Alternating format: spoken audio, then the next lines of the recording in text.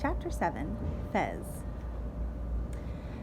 In a high tower window of the library of Corine University, a sleepy student stretched discreetly and pinched his elbows, trying to wake his brain. His dark curly hair gave him an Arab look, but his light-skinned face and blue eyes marked him as a foreigner. Etienne looked out over the domes and minarets of Fez, out to the near hills where gray storm clouds were gathering. The air had changed.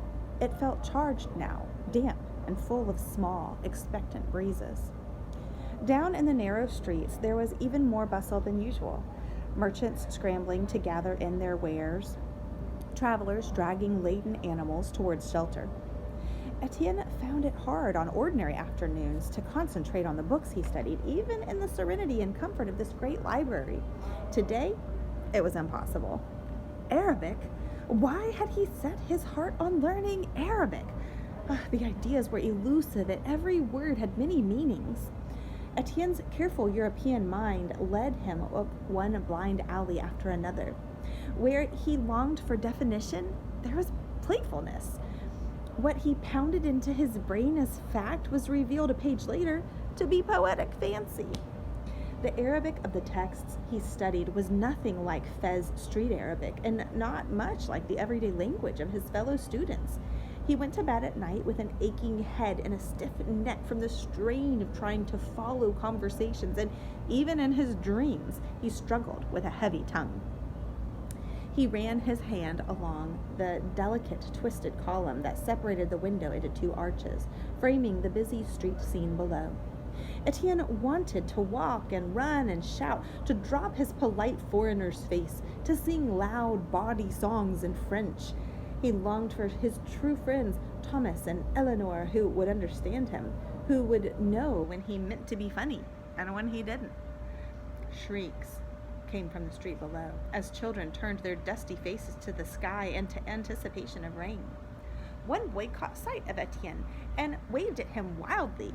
He and his companions began jumping and chanting, "Etienne! Etienne!"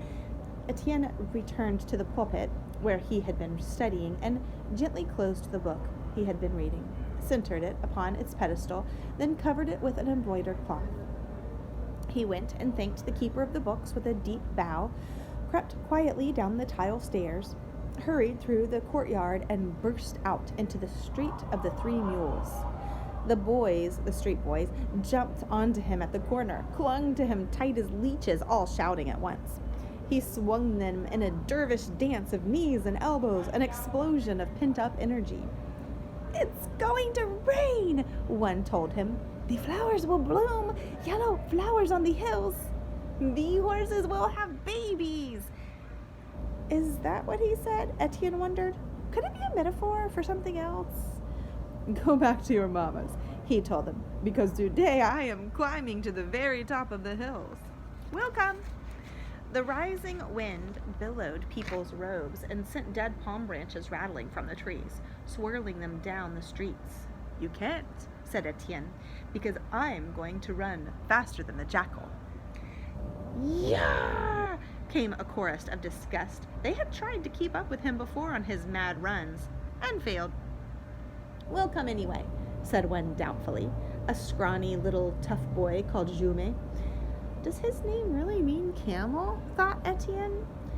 He has knees like a camel, but... "Well," said Etienne, "I'll race you as far as the shop of Massoud."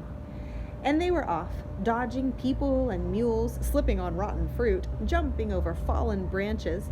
Etienne slowed down just before he reached Massoud's shop, so that Jume, in a burst of speed, overtook him.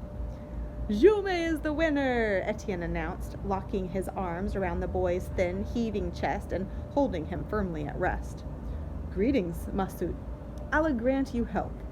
"Eh, it's young French, is it?" Massoud spoke from the darkness of his shop. Massoud, old and half-blind with cataracts, sold coffee to travelers just coming into the city. Unofficial keeper of the eastern gate of Fez, he stumbled out into the light of day to answer Etienne's greeting. "What travelers have passed by today, Massoud?" Etienne asked, knowing that it would be the old man's pride to tell him.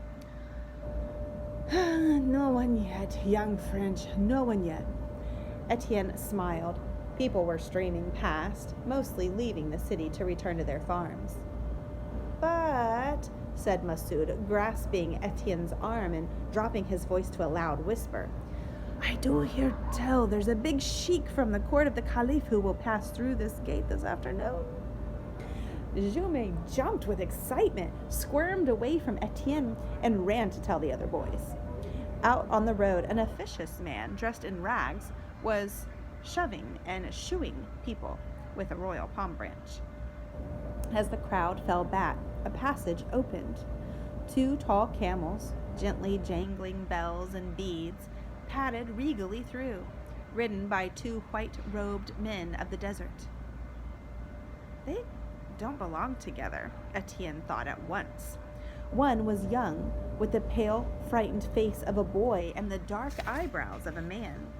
The other, Etienne recognized as Mullah Saladin, a teacher at the university, though today he wore desert robes like the boy.